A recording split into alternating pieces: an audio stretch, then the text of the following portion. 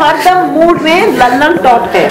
जब मैं 9 साल की थी तो मेरे पापा को हार्ट अटैक हुआ था। मुझे लगा कि जिसके पापा को हार्ट अटैक होता है मैं उन सबको ठीक करना चाहती हूँ। और कभी कभी वो इतनी स्ट्रेट फेस के साथ कुछ बोल जाती हैं कि यू विल एक्चुअली बिलीव कि अच्छा then she will wink at you and okay. हमने एक सपना देखा था कि काश वो दिन आए कि हम मुंबई में फिल्म का प्रीमियर करें और फिर फ्लाई करके कराची जाएं। मैं रहूं ना रहूं, परवेज मुशर्रफ रहे ना रहे, ये प्रोसेस इरिवर्सिबल है। ये एक खासियत है बेगम जान की कि बेगम जान is very on your face. So when I was a kid, मुझे ये सीखना था कि अदरक की चाय कैसे बनाते हैं। I love winning games. Film maker जो गए थे, कद इतना था, जब आए वापस तो इतने हो के आए, पौने हो के आए। महीना हमें गिनना आता है साहब। हरदम मूड में लल्लन टॉप। बॉलीवुड में हर फ्राइडे कोई ना कोई फिल्म तो आती ही रहती है, लेकिन इस फ्राइडे जो फिल्म रिलीज हो रही है वो आपको मिस नहीं करनी चाहिए। फिल्म का नाम है बेगम जान। ट्रेलर तो आप सबने देखा ही होगा। तो दी लल्लन टॉप की तरफ से मैं प्रज्ञा और मेरे साथ निखिल पहुंच गए हैं बेगम जान की टीम से बात करने। हमारे साथ हैं फिल्म के डायरेक्टर सृजित, प्रोड्यूसर महेश भट्ट, फिल्म की लीड एक्टर विद्या बालन और साथ में है फिल्म की 2 और स्टार्स पल्लवी शारदा और Gauhar Khan. Mahesh sir, Mahesh sir, Mahesh sir, जिस तरह बेगम जान ने आउट ऑफ द बॉक्स निकल कर क्रीज से बाहर जाकर खेल खेला है, ये इंटरव्यू को ऐसा ही कुछ बिल्कुल सही लल्लन टॉप इंटरव्यू होगा। महेश सर, आप निखिल है हमारा साथी, ये आपसे एक सवाल पूछने के लिए बहुत ज्यादा एक्साइटेड है। कम ऑन निखिल, गो। महेश, आपसे सवाल पूछने के लिए कौन एक्साइटेड नहीं होता है, तो वो है विद्या की कोई फिल्म आए तो और बस क्रिएट नहीं हो, ये ऐसा होता ही नहीं है। तो सब लोगों ने गूगल कर रखा है कि ये फिल्म सृजित की फिल्म जो राजकाहिनी है उसका हिंदी रीमेक है जो खुद ही बना रहे हैं। आपको उस फिल्म में क्या अलहदा लगा जो आप इस प्रोजेक्ट से जुड़े जब ये वाइडर ऑडियंस के साथ जा रही है?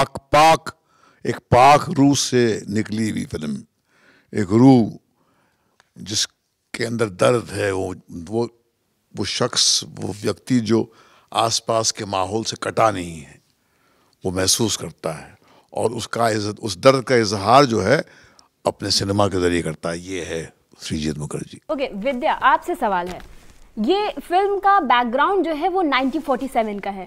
ये उस टाइम की ब्रेव औरतों की कहानियां हैं। उस टाइम वो वक्त अलग था, इश्यूज अलग थे।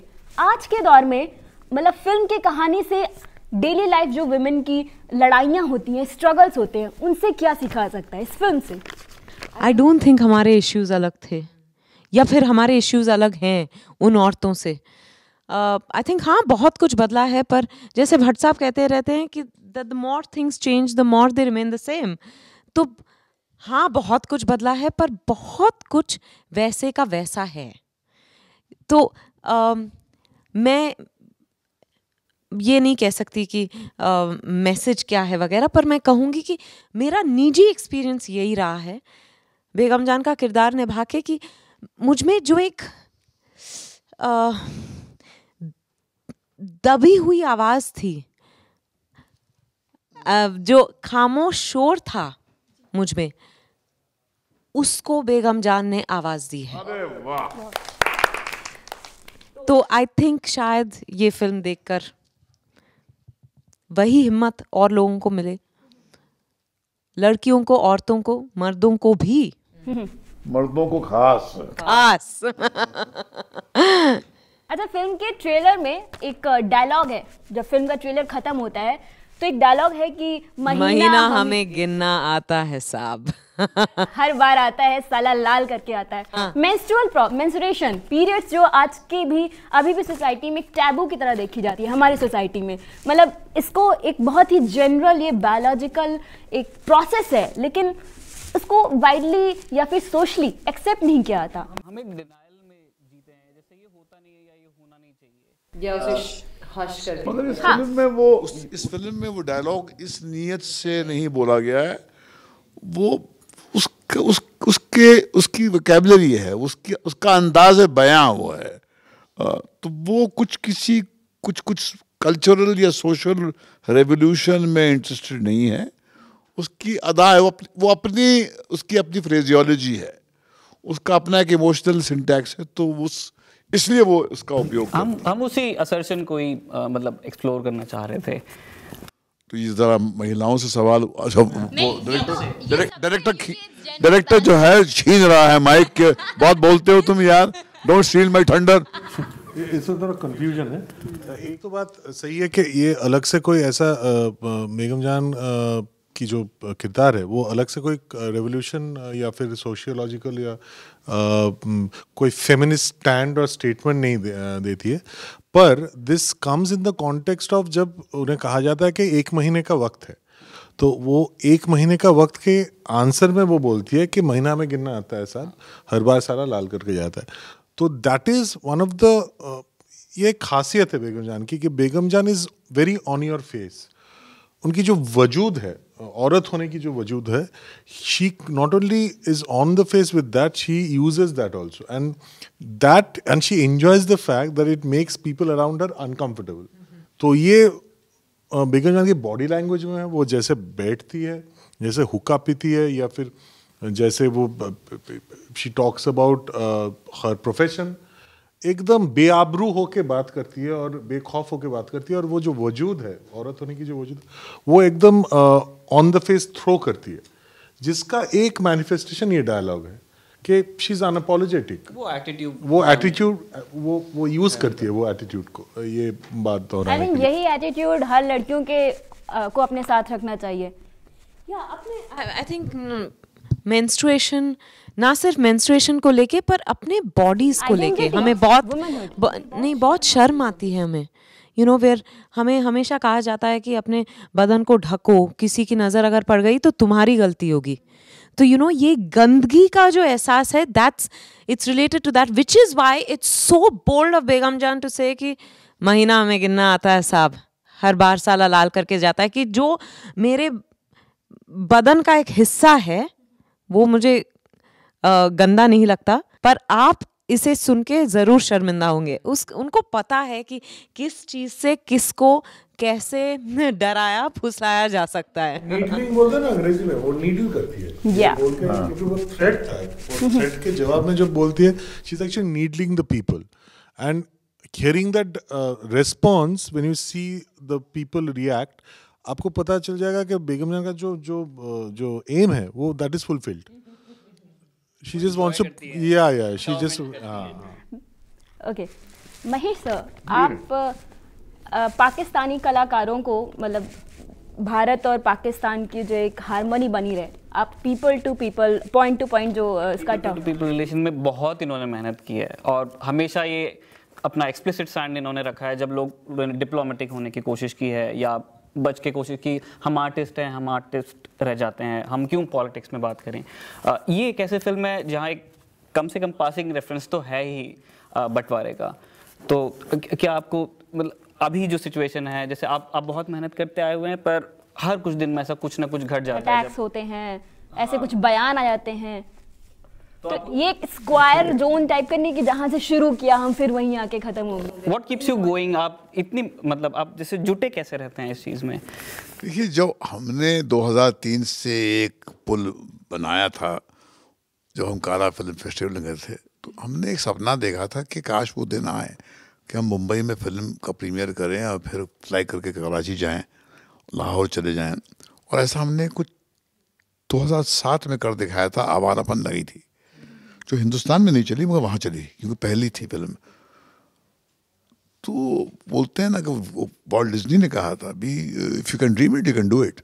तो सपना देखने की जरूरत तो करो, और 50 साल में नहीं हुआ था ये जो हमने वो 2003 से किया। मगर अब जो एक ऐसा मोड़ आया कि वो पूरा जो पुल जो बनाया था वो टूट गया, और हमारी इंडस्ट्री में ही प्रोड्यूसर्स बॉडी ने कह दिया कि साहब हम तो काम नहीं करेंगे, जबकि सरकार ने कभी कोई ऐसा डिक्टेट दिया नहीं कि उन्होंने ना वीज़ा देना बंद किया, ना उन्होंने ऑफिशियल स्टेटमेंट दी कि साहब आपको कोई अधिकार नहीं है, मगर सोशली भी उन्होंने वो वातावरण बदला नहीं जिसमें हम आज़ाद होकर उनके साथ काम कर सकते थे। मगर ये नई बात नहीं थी, ये जब 26/11 के बाद में जो माहौल बना था, तो उस वक्त वो सरकार थी जो बोलती थी कि हम अलग हैं, हम हार्डलाइनर्स नहीं हैं, हम तो एक सेकुलर माइंडसेट के लोग हैं, इस कोर फिलॉसफी पे अपनी पार्टी को रन करते हैं। तो उस वक्त भी मुझे याद है कि एक राजनेता थे कांग्रेस पार्टी के, वो आतिफ असलम साहब के बहुत बड़े फैन थे। तो उनका एक फ़ोन आया मुझे कि साहब मैंने बम्बई दिल्ली सब जगह देख लिया, आतिफ का कोई गाना ही नहीं मिलता मेरे को यार। तो मैंने कहा वही 26/11 के बाद में वो माहौल बन गया, लोग डरते हैं उसका गाना रखने के लिए। किताबें, पाकिस्तानी ऑथर की किताबें जला दी गई थी और वो गाने वाने कोई रखता ही था। फिर मैंने आतिफ को फ़ोन किया लाहौर और उसको समझाया कि आपका बहुत बड़ा एक फ़ैन है, वो कांग्रेस का एक लीडर है, कृपा करके आप अपना गाना भिजवा सकते हैं। तो उसने गाने भिजवाए थे। तो ये माहौल था। और मैं तो अपनी बात कह रहा हूँ, 2004 में मैंने उस वक्त जो हमारे प्राइम मिनिस्टर थे मनमोहन सिंह साहब से मैंने एक सवाल पूछा था। हम खाना खा रहे थे, वो they had come to power. तो मैंने कहा था कि सरकार देखिए, ये ब्लो हॉट ब्लो कोल्ड का रिश्ता है हिंदुस्तान पाकिस्तान का, 1 कदम आगे 15 कदम पीछे। हम लोग फिल्म वाले हैं, दुकानदार हैं, पैसा बहुत लगता है फिल्म मेकिंग में, 1.5 साल लग जाते हैं। उस वक्त का टाइम फ्रेम ये होता था। सीजे जैसे ब्रिलियंट फिल्म मेकर बहुत कम होते हैं कि 32 दिन में फिल्म बनाते हैं। बेगम जान 32 दिन में बनाई उसने, हाँ 32 दिन बनाई। तो फिर तो प्राइम मिनिस्टर मनमोहन सिंह साहब ने कहा एक बात मुझसे कि ऐसा कि हमको बता दीजिए कि हम पैसा लगाते हैं, फिर आपकी ब्लो हॉट ब्लो कोल्ड, फिर वो पैसा पिक्चर रुक जाती है, इन्वेस्टर तबाह हो जाएगा। I must tell my colleague के मत लगा पैसा। उन्होंने कहा था मुझसे, मैं रहूं ना रहूं, परवेज मुशर्रफ रहे ना रहे, ये प्रोसेस इरिवर्सिबल है। अपनी पूरी एनर्जी डालो और ये पुल बनाओ, क्योंकि हमारे पास कोई और चारा ही नहीं है। ये पीपल टू पीपल कांटेक्ट के जरिए ही होगा। उनकी ही बात सुनकर तो हमने शिद्दत से बात आगे बढ़ाई। तो अब जो है सडनली ये पिक्चरें बन गई, उसके बाद में अगर जो आपने एक माहौल बिगड़ा तो फिल्म वाला बेचारा तो क्रॉस फायर में पकड़ा गया बिल्कुल। अब मरता क्या नहीं करता। तो उसने ये स्टेटमेंट दे दी कि भैया आज के बाद हम काम नहीं करेंगे। शर्मिंदा हुए, जलील हुए, खौफ का एक माहौल था। फिल्म मेकर जो गए थे, कद इतना था, जब आए वापस तो इतने होके आए, बोने होके आए। क्या ये इस मुल्क को ही शोभा देता है? क्या आप इस किस्म का माहौल बना के, और जो इस मुल्क ने हमेशा जोड़ने की बात की है, आपसी भाईचारे की बात की है, क्या इस मुल्क को शोभा देता? हम तो वही तहजीब को जी रहे हैं। राष्ट्रपिता ने कहा था हिंदुस्तान पाकिस्तान का पास कोई तरीका ही नहीं है, कोई रास्ता ही नहीं है। If you don't live like brothers, ना वो चैन की नींद सो पाएंगे, ना आप चैन की नींद।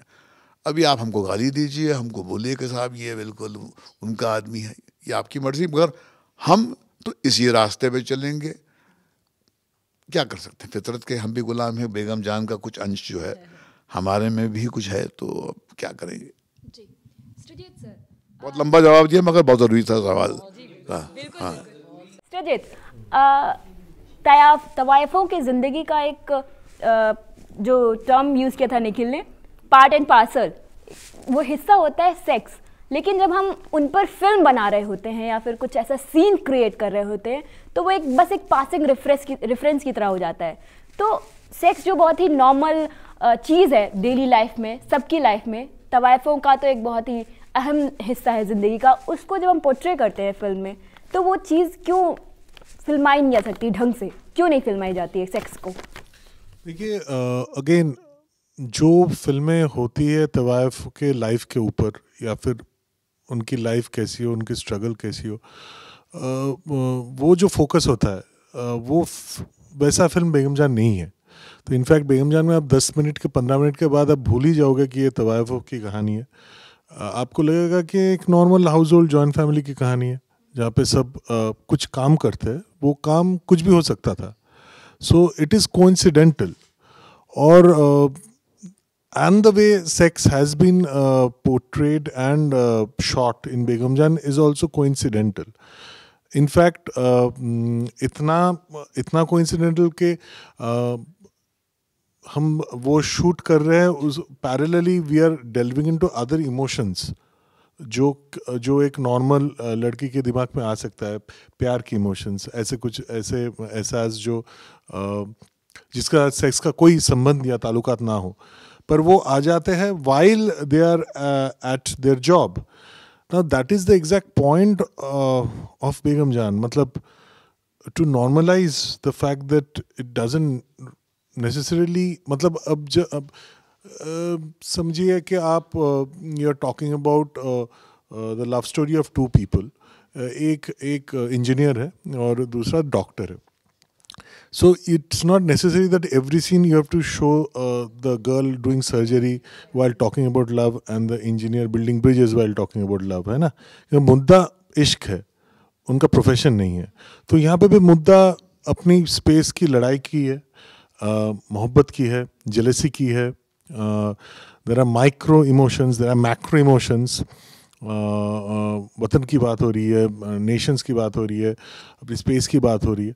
तो उसमें this becomes a coincidence, sex becomes coincidental as a profession of. And another thing which is very important in normalising this is के कहीं भी वो विक्टिम्स नहीं है बेगम जान में. They are unapologetic, they are यार so this is my job. मतलब रिश्वत लेने से और खून करने से तो बेहतर है ना. ऑनेस्टली हम पैसे लेते हैं, काम करते हैं, ये हमारा प्रोफेशन है. एंड इट इज़ नॉट कि हम बहुत, हाँ जितना दुख है सर्कमस्टेंशियली जितना हमें एक्सप्लॉइट किया जा रहा है, उस गिवन दैट हम उसको ही सबवर्ट करके हम बहुत खुश हैं, क्योंकि हमने अपनी आज़ादी अपनी दायरे में डिफाइन कर ली है. तो उससे हम खुश हैं एंड वही हमारा स्टेटमेंट है. तो I don't think the focus, हाँ अगर if the focus is on, let's say there's this documentary called Born in the Brothels, Oscar winning documentary. So वहाँ पे the focus is on the life of prostitutes and how their life. So there obviously the way sex would come, it would not come in the same way in a narrative like Begum Jaan, जहाँ पे मुद्दा ही कुछ और है, उसका focus ही कुछ और है. निखिल ने आपकी फिल्मों के कमाई का बड़ा लेखा जोखा किया है, तो नेक्स्ट सवाल निखिल का. नहीं, सिंस सर ने भी ये कहा कि कोई स्टैंड लेना इसलिए भी मुश्किल हो जाता है क्योंकि फिल्म का एक अपना इकोनॉमिक्स है और उसे नकारा नहीं जा सकता है, नहीं हो सकता है. पर आपकी फिल्मोग्राफी में आपको क्रिटिकल अप्रेजल भी मिलता है और वो कमर्शियली सक्सेसफुल भी होती हैं. तो ये जादू कहाँ से आया? ये JNU में जो आपके इकोनॉमिक्स की है कहाँ से आया है? दिल्ली वाले किसी चीज़ का क्रेडिट नहीं छोड़ते हैं कभी. नहीं ऐसी बात नहीं है. देखिए ये जो इकोनॉमिक्स हो जो भी हो, ये सारे गणित के जो बातें हैं ये जहन में नहीं रहता है. जब आप एक कहानी लिखते हो, जब आप किरदारों को आप लिखते हो, उनका आप जन्म देते हो एक्चुअली, तो आप ये सब नहीं सोचते. बॉक्स ऑफिस, नेशनल अवार्ड, ये सब आप सोचते ही नहीं हो. Because if you start thinking, वो दिखता है आपके काम पे कि ये बंदा ये फिल्म फेस्टिवल के लिए ये शॉट लिया है, ये जो आइटम सॉन्ग घुसा है उसके आपको ज़्यादा इनिशियल मिलेगा. यहाँ पे अरिजीत सिंह का एक गाना घुसा है, ये साउंड ट्रैक का साउंडस्केप का अंश नहीं है. ये सब दिखाई पड़ता है, दुकानदारी दिख जाती है. तो आप जब ऑनेस्टली ईमानदारी से, जैसे भट्ट साहब बोल रहे थे कि ईमानदारी से एक कहानी बोलने की कोशिश करते हो, ये सब गणित आपके दिमाग पे, मेरे तो दिमाग में नहीं रहता है. I would say I am incredibly lucky. And और एक चीज़ है कि देखिए फिल्म मेकर बाद में बना, मैं पहले तो मैं फिल्म ऑडियंस था ना. सो बचपन से I have seen a variety of films. कुछ फिल्में थी जो नीश थे और जो world cinema and all that. कुछ फिल्में थी एकदम out and out commercial cinema, main stream, so regional हो सकता है, हिंदी हो सकता है, बंगाली हो सकता है. तो मेरा जो सिनेमैटिक परवरिश है वो इतना वर्सेटाइल था वो. तो उसकी वजह से जब मैं अपना क्रिएटिव, उसको अपने क्रिएटिव तरीके से रिप्रोड्यूस करता हूँ, तो it's just an extension of who I am. So मेरे अगर जो रूट्स इतना डाइवर्स हो, तो ऑब्वियसली जो मैं क्रिएट करता हूँ वो भी शायद इसीलिए it kind of bridges multiple sensibilities, which is Y कहीं पे वो जाके क्रिटिकली अक्लेम्ड होती है. हाँ, कहीं पे बॉक्स ऑफिस कनेक्ट हो जाता है, कहीं पे क्रिटिकल. पर this is something which is not planned. और मुझे लगता है आप प्लान कर भी नहीं सकते हो. ये एक it's like Alchemy, you don't know what the formula is. touch, it becomes gold. Sometimes it doesn't. Sometimes it remains the metal you started off with, but it is okay. अच्छा, आपने ये प्लान किया था क्या कि आप audience से फिर कैमरे के पीछे चले जाएंगे, क्योंकि we are a young website, मेरे जैसे सारे यंगस्टर्स आपको देखेंगे, तो हमारे दिमाग में ये होता है कि मुझे क्या करना है, ये सवाल हमेशा घूमता रहता है। तो आपने ये स्विच कब, आपके पास एक सेट करियर था, set education training, and then art की तरफ आप जाते हैं, जो कि बहुत अनसर्टन माना जाता है। काफी लोग इसलिए, सिर्फ इसलिए हिम्मत नहीं कर पाते कि यार क्या होगा। हाँ, किसी को मैं ये बोलता भी नहीं, रेकमेंड भी नहीं करता। Do not try this at home is something which I absolutely adhere to. And क्योंकि अपना एक एकदम पक्का नौकरी एंड वेरी कंफर्टेबल वन, वो छोड़ के एकदम बंजी जंपिंग की तरह आप कूद पड़ो into uncertainty, is something I will not advice anyone. हमने क्या, क्योंकि एक कीड़ा था दिमाग में स्टोरी टेलिंग का, जो कीड़ा सब में होता है कहीं ना कहीं जाके। I am sure Vidya was a student of sociology, but even then she couldn't help but start acting. जब ये किस्सा जो है जिंदगी और मौत की जब सवाल बन जाती है, then it's not in your hands कि आप एक करियर परस्यू करो। I'm sure Pallavi, I'm sure Gauhar will also agree कि एक्टिंग का जो कीड़ा है, वो कीड़ा एक्टिंग की हो सकती है, वो स्टोरी टेलिंग की हो सकती है, कुछ भी हो सकता है। वो एक बार जब घुस जाती है, it becomes like a virus. And then it kind of totally disrupts your system and you don't have any option but to pursue it. तो वहाँ पे it is a very organic thing. आप वो career option की तरह से अगर decide करोगे तो this is not the right career. It is not a right career if you sit thinking कि मैं ये भी कर सकता हूँ, वो भी कर सकता हूँ और फिल्में भी बना सकता हूँ. When it is a necessity कि आप अगर कहानी ना बता पाओ तो आप सो नहीं पा रहे हो. It gets to that existential level. तभी I think you should come to this line because it's very demanding and it's very ruthless. और percentage of success बहुत ही low है, मतलब बहुत ही low है. तो I think comparable to IIT types. मतलब the amount of people who sit for an IIT exam and the amount of people who get through. So if you just convert that. पर वहाँ साल में एक बार exams होते हैं, यहाँ तो रोज you know रोज कोई ना कोई एक्टर बनने के सपने से, डायरेक्टर बनने के सपने से घर बार छोड़ के चलता है इस रास्ते पे. सो अच्छा विद्या, मैंने कहीं इंटरव्यू में सुना था कि आप हार्ट स्पेशलिस्ट बनना चाहती थी. हाँ हाँ बिल्कुल. ना जाने कितने दिनों की थेरेपी हो रही है. नहीं, जब मैं 9 साल की थी तो मेरे पापा को हार्ट अटैक हुआ था और वो जब वो बिल्कुल ठीक हो गए तो मुझे लगा कि अच्छा मुझे भी ये करना है. जिसके पापा को, मुझे पता भी नहीं था कि मम्मियों को भी हार्ट अटैक हो सकता है.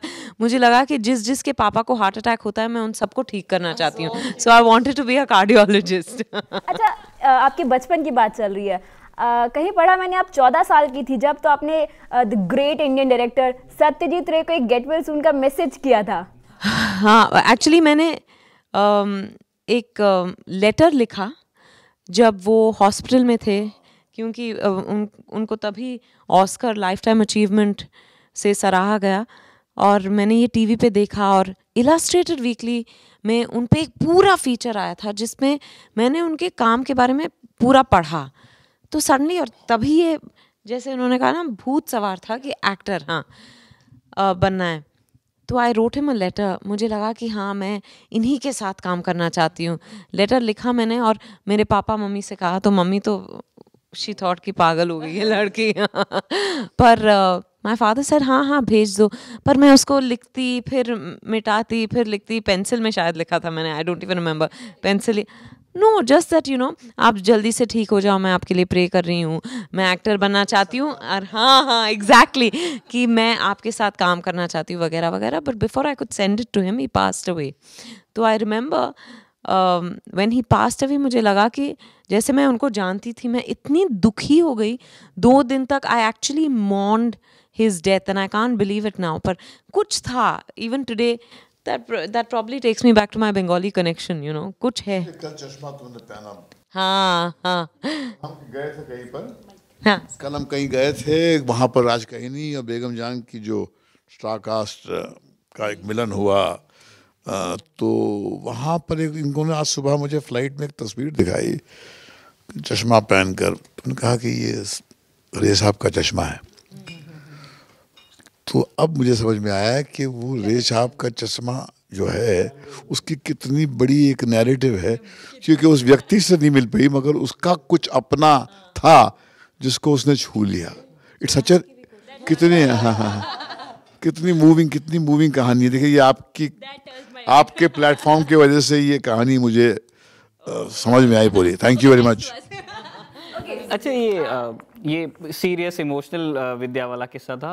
मुझे एक प्रैंकस्टर विद्या वाला किस्सा याद आ रहा है कि आप मतलब वी हैव रेड कि आप ट्रेन्स में कई बार एक्टिंग करके सीट ले लेती थी। तो मुझे गौहर और पल्लवी से ये जानना है कि ऐसे सेट्स पे भी ये प्रैंक्स चलते थे क्या, छोटे-छोटे?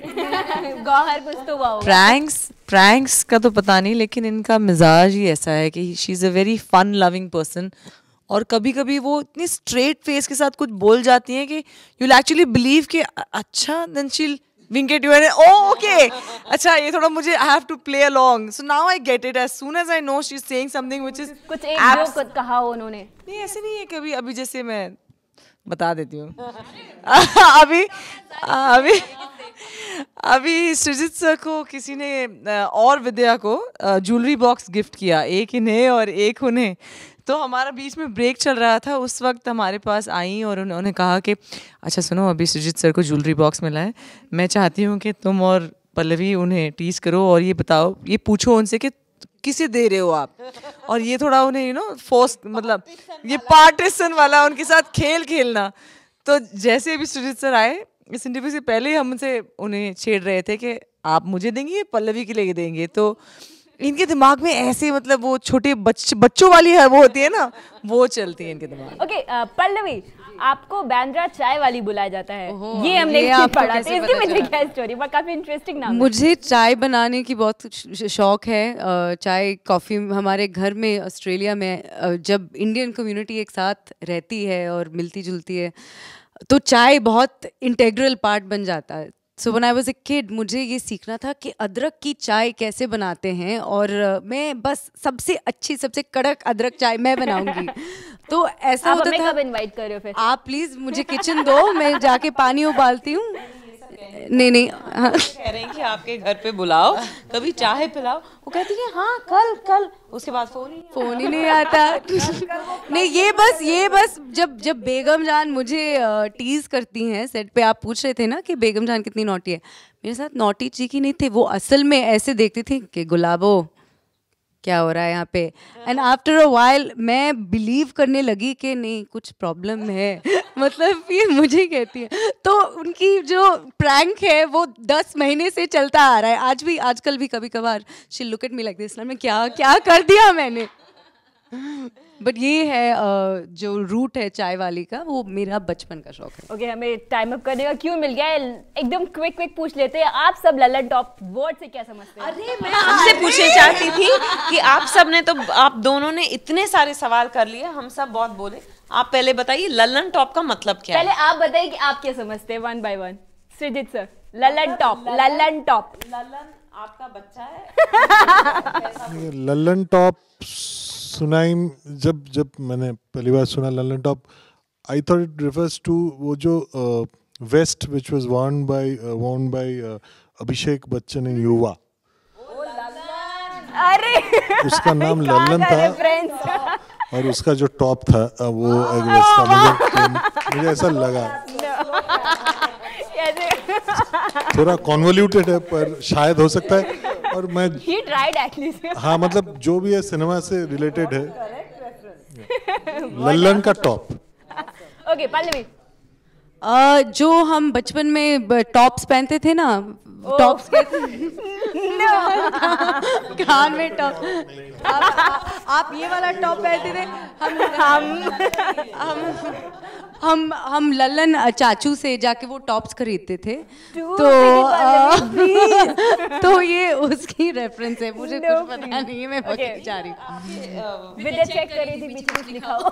हाँ वही मैं देख रही थी है हरदम मूड में ललन टॉप है। लल्लन कौन है भाई, आप ही बता दो। मुझे लगता है जिसका नाम ये ललन टॉप में गौहर खान हमारे साथ पहले, आपको तो मालूम ही होगा, आप तो आज मुझे आपने उस वक्त भी नहीं बताया था कि लल्लन टॉप का मतलब, मुझे सिर्फ मैंने अपना अंदाजा दिया था कि लल्लन टॉप मतलब जो एक एकदम कमाल की बात होती है ना, टॉप क्लास की बात, जब लल्लन करे तो शायद लल्लन टॉप।